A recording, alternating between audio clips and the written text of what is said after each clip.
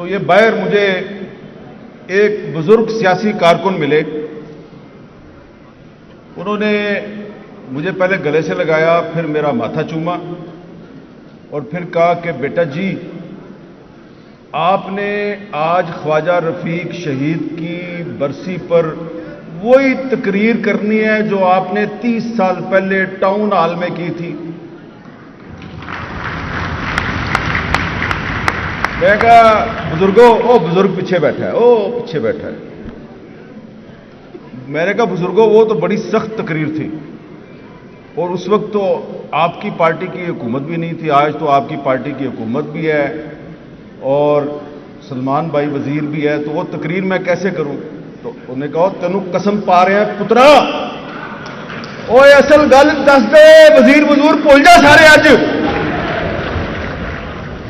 تو میں رانا صاحب پھنس گیا. انہیں قسم پاتی بابا جی پیچھے بیٹھے, برا نہ منانا.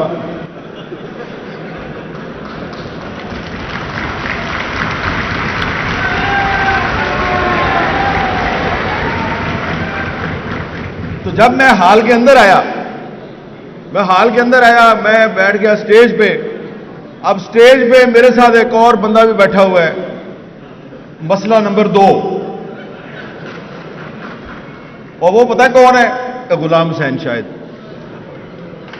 اور میں نے کہا یار غلام حسین شاہد تم وہی ہو نا 1997 میں تمہیں تمہاری پارٹی نے ٹکٹ دیا ایم پی اے کا, پھر واپس لے لیا, اس کے بعد کبھی تمہیں دوبارہ ٹکٹ ملا؟ انہوں نے کہا نہیں. میں نے کہا بالکل صحیح ہوا ہے تمہارے ساتھ, کیونکہ تم اصلی سیاسی کارکن ہو, اس لیے تمہیں یہ ٹکٹ نہیں دیتے.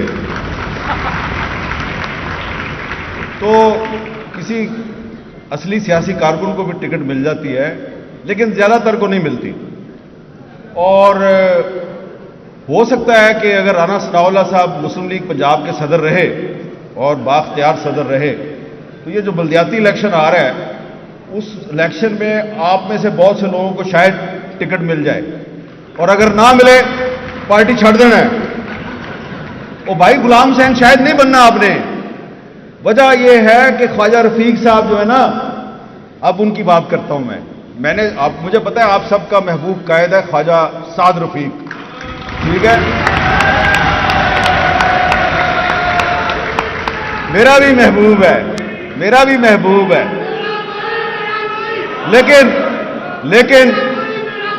لیکن خواجہ سعد رفیق کے جو والد صاحب ہیں خواجہ رفیق صاحب کی بھی گل سن لو نا. اچھا اب اگر آپ نعرے لگائیں گے میں باتیں زیادہ سخت کرنی شروع کر دوں گا, کیونکہ خواجہ رفیق صاحب نے تو مجھے یہی سکھایا بھائی. خواجہ رفیق صاحب نے مجھے کیا سکھایا؟ تحریک پاکستان کے کارکن تحریک پاکستان میں گرفتار ہو گئے, گرداسپور جیل میں بند رہے, اور یہ نہیں تھا کہ کوئی عام سے خاندان سے تعلق نہیں تھا بھائی, بڑے امیر گھرانے سے تعلق تھا. اور یہ جو تصویر لگی ہوئی ہے اس میں بھی انہوں نے ٹائی پہنی ہوئی ہے, تو میں بھی اس وجہ سے ٹائی پا کے آیا. خواجہ رفیق صاحب جب اسلامیہ کالج امرتسر کی یونین کے جنرل سیکرٹری تھے تو ایم یو کالج امرتسر کے جب وہ جنرل سیکرٹری تھے تو مجھے ایک دفعہ ایک سکھ نے بتایا, امرتسر کا سکھ تھا پرانا, اس نے کہا اس کی ٹائیاں بڑی مشہور تھیں, ٹائی بڑی اچھی پہنتا تھا اور بمبئی سے اس کی ٹائی آتی تھی جو اب ممبئی ہے. اور پھر وہ جب پاکستان بن گیا تو پاکستان بننے کے بعد جب مسلم لیگ کو جاگیرداروں نے ہائی جیک کر لیا تو سہروردی صاحب جو ہے انہوں نے علیحدہ پارٹی بنا لی عوامی لیگ. تو خواجہ رفیق صاحب جو ہیں جنہوں نے جس پارٹی کے ساتھ مل کر پاکستان بنایا, جب اس پارٹی نے اپنے وعدے پورے نہیں کیے اور وہ پارٹی جو ہے اس پہ جاگیرداروں کا قبضہ ہو گیا تو خواجہ رفیق نے مسلم لیگ چھوڑ دی, عوامی لیگ میں آ گئے.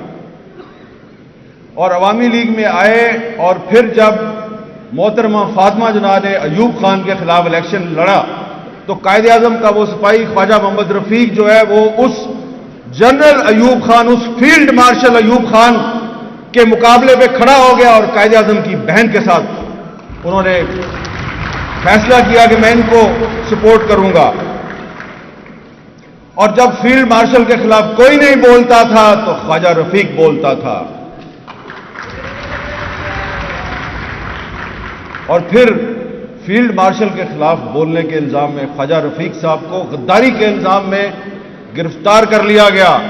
تو آج جب میں یہاں پہ آیا تو مجھے محسن داوڑ نظر آیا. میں خواجہ سعد رفیق کا شکریہ ادا کرتا ہوں کہ جیسا غدار خواجہ رفیق تھا ویسا ہی ایک اور غدار محسن داوڑ آپ نے بلایا ہے. اور بھی کچھ غدار مجھے یہاں نظر آ رہے ہیں، میں ان کے نام نہیں لیتا، لیکن پھر میں آپ کو ہسٹری بتا رہا ہوں خواجہ رفیق کی. پھر خواجہ رفیق صاحب جو ہیں ایوب خان کے مقابلے پہ جب محترمہ فاطمہ جناح نے الیکشن لڑا تو شیخ مجیب الرحمان محترمہ فاطمہ جناح کا ایسٹ پاکستان میں پولنگ ایجنٹ تھا اور ویسٹ پاکستان میں خواجہ رفیق صاحب ان کی الیکشن مہم کے انچارج تھے.